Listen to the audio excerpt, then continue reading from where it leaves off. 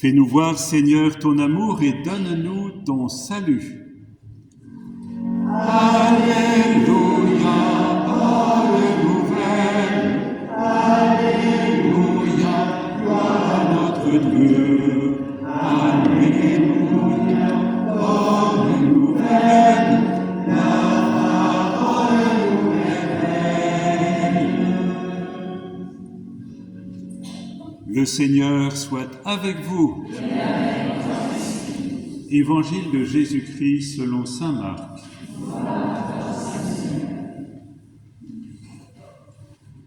En ce temps-là, Jésus disait à ses disciples, « Prenez garde, restez éveillés, car vous ne savez pas quand sera le moment. C'est comme un homme parti en voyage. En quittant sa maison, il a donné tout pouvoir à ses serviteurs. Fixez à chacun son travail et demandez au portier de veiller. Veillez donc, car vous ne savez pas quand vient le maître de la maison, le soir ou à minuit, au chant du coq ou le matin. S'il arrive à l'improviste, il ne faudrait pas qu'il vous trouve endormi. Ce que je vous dis là, je le dis à tous, veillez. » Acclamons la parole de Dieu. Louange à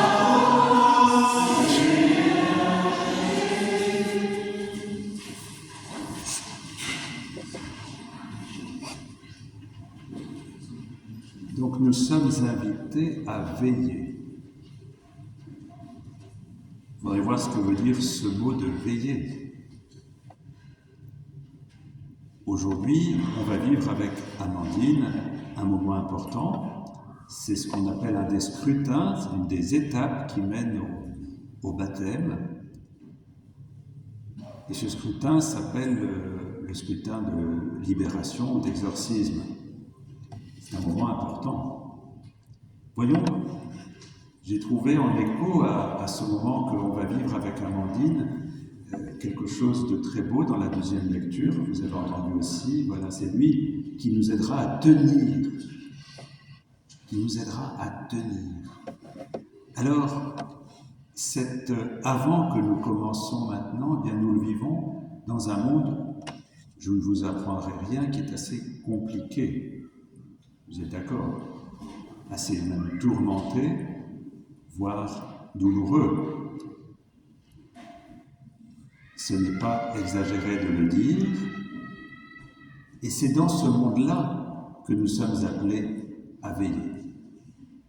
C'est dans ce monde tel qu'il est, dans notre vie telle qu'elle est.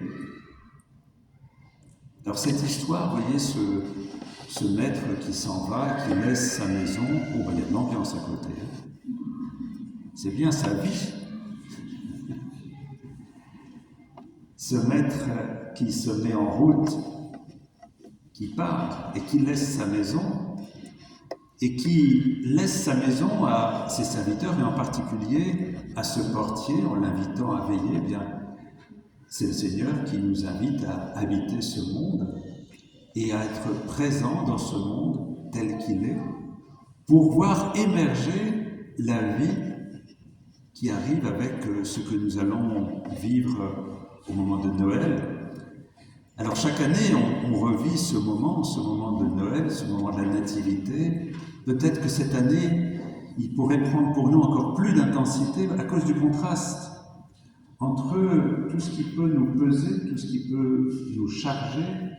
Il suffit d'ouvrir la télévision, de regarder toutes les informations qui nous arrivent, mais eh bien, c'est au cœur de ce monde que le Seigneur a envie de venir éclairer par sa présence et nous donner de l'espérance. Alors cette veille, eh bien, je dirais, je verrais un peu deux étapes. La première étape, ce serait de veiller dans le sens de regarder, d'observer avec attention tout ce qui peut nous donner de l'espérance. Tout ce qui peut nous donner de l'espérance.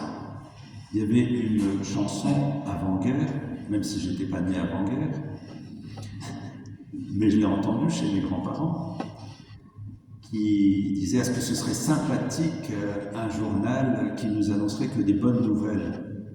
Alors après, le refrain, c'était « Amusez-vous comme des fous ». Bon, alors là, je ne pense pas au refrain, mais je pense à cette vigilance à ce qui nous donne de l'espérance. Avoir le regard. Vous savez, à la Toussaint, on s'est, je ne sais pas si vous vous souvenez, on a pris des petits bouts de papier et on a noté sur un papier quelqu'un qui pour nous représentait un visage, disons, qui annonçait le Seigneur.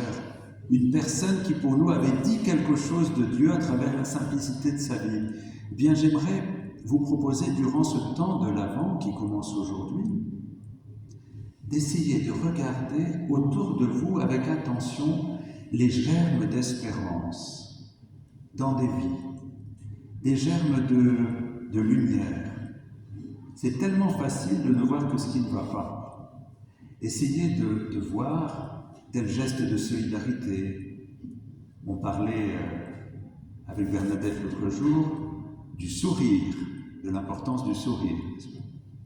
Quand quelqu'un se met à sourire, on peut être sombre, être attristé, et puis tout d'un coup, avoir quelqu'un qui nous sourit, on ne sait pas trop qui est cette personne, mais ce sourire qui nous est destiné, tout d'un coup, va nous alléger, va nous faire exister, une attention. J'ai assez souvent raconté, je me permets de le dire à nouveau, parce que j'aime bien cette histoire, de ma mère qui, alors que nous partions en vacances, tout d'un coup s'est intéressée à une caissière d'Intermarché, là, à côté de Saint-Cybard, qui semblait très accablée par des soucis. Et alors que je chargeais le caddie avec beaucoup d'inattention, elle s'est arrêtée à cette personne et lui dit que ça ne va pas. Elle ne la connaissait pas du tout. Et tout d'un coup, la personne s'est mise à respirer en disant « Non, j'ai des soucis ». Alors, ça m'est arrivé il n'y a pas très longtemps. Vous voyez, j'ai pris quand même enseignement. J'étais au magasin chez Free, là, et puis je négociais. Et puis la personne qui négociait avec moi avait l'air fatiguée et m'a exprimé sa fatigue. Eh bien, vous voyez, pouvoir donner à l'autre, lui laisser la place. Lui laisser de la place, pour moi, c'est un signe d'espérance. Et combien de fois, si on regarde bien, on a ces gestes, on a ces attentions qui nous sont données. Ou alors on assiste à des gestes solidaires, à des gestes fraternels. Avoir cette attention dans ce monde qui peut nous paraître obscur, à toutes ces petites lumières qui nous disent quelque chose de la présence de Dieu. Vous savez, Dieu, il n'est pas dans les nuages. Le Seigneur, il est dans tous les gestes qu'on peut se donner. Et nous sommes chacun et chacune d'entre nous, là où nous sommes, bien responsables de faire que ce royaume de Dieu advienne, ce royaume fraternel, ce royaume d'amour, ce royaume de tendresse. Je crois que vous avez reçu une image, je ne sais pas si vous avez été sage, mais vous avez dû recevoir une image en entrant ici. Qu'est-ce qui est marqué dessus? J'espère que vous l'avez lu. Qu'est-ce qui est marqué sur l'image que vous avez reçue?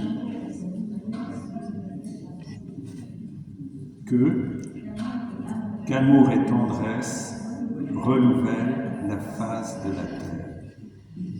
Qu'amour et tendresse. Voilà, nous sommes responsables de faire venir le Seigneur dans notre monde. Le Seigneur se remet entre nos mains. Vous voyez, il y a deux mains là, qui sont ouvertes, ce sont nos mains. Et il y a cette terre qui est là, qui aspire à cette beauté. Regardez, j'ai collé sur ce papier cette image de la terre. C'est magnifique quand même la Terre, vous ne trouvez pas? C'est quand même une planète extraordinaire. Regardez ces couleurs, cet orange, ce bleu, ce blanc, c'est extraordinaire. C'est pas triste la terre, c'est beau. C'est à nous de faire que la terre reste belle. C'est ça que le Seigneur remet entre nos mains. Que cette terre reste belle. La terre est remise entre nos mains. Le pape François aurait aimé aller, vous savez, à Dubaï pour dire un cri pour la terre et pour l'humanité. Et puis, sa fragilité ne lui a pas permis. Je lisais tout à l'heure un article qui disait que finalement, le pape, là, il est comme un peu comme les fragiles, les sans-voix. Il est peut-être trop âgé pour faire ce genre de déplacement maintenant, mais il voulait le faire et à travers ce silence, cette absence, eh bien, il nous dit que tous les pauvres, tous les fragiles sont représentés à travers lui et crient pour qu'on prenne soin de la terre, qu'on prenne soin de l'humanité. Vous voyez, cette veille, c'est ça. Veiller, ça peut nous faire penser à ne pas dormir. Vous êtes d'accord, hein? Veiller, attendre, veiller. Mais veiller, c'est aussi, on peut veiller sur quelqu'un, veiller sur quelque chose. Eh bien, pour cet avant, je pense que nous avons à veiller sur toutes ces beautés qui nous sont données, toutes ces lumières qui nous sont données, même si elles sont toutes petites, cette petite flamme de l'espérance, hein. Je pense que c'est Peggy qui en parlait comme ça. Nous avons à protéger la vie qui nous est donnée. La protéger amoureusement, je dirais.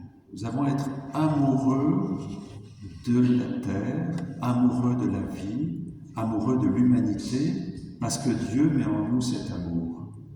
Il faut ouvrir les yeux, il faut ouvrir le cœur à cette vie qui vient, qui nous est donnée à chaque instant, à l'improviste. On peut être enfermé en soi-même et puis tout d'un coup, hier soir, j'aime beaucoup la musique classique.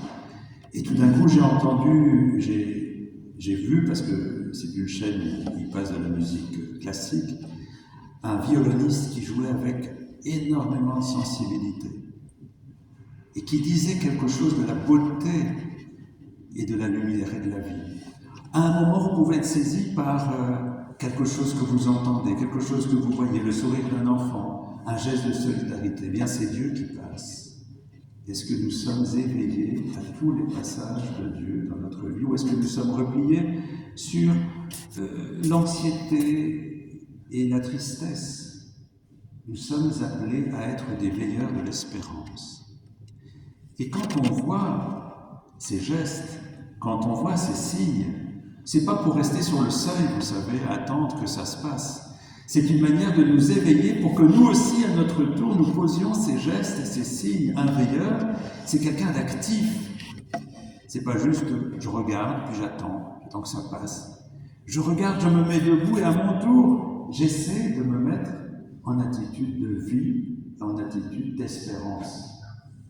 Alors on va prier avec Amandine, on va prier avec elle, pour elle, parce que je dirais, j'ai été très longtemps exorciste, pendant 16 ans. C'est long, hein? Et j'ai compris que le combat spirituel,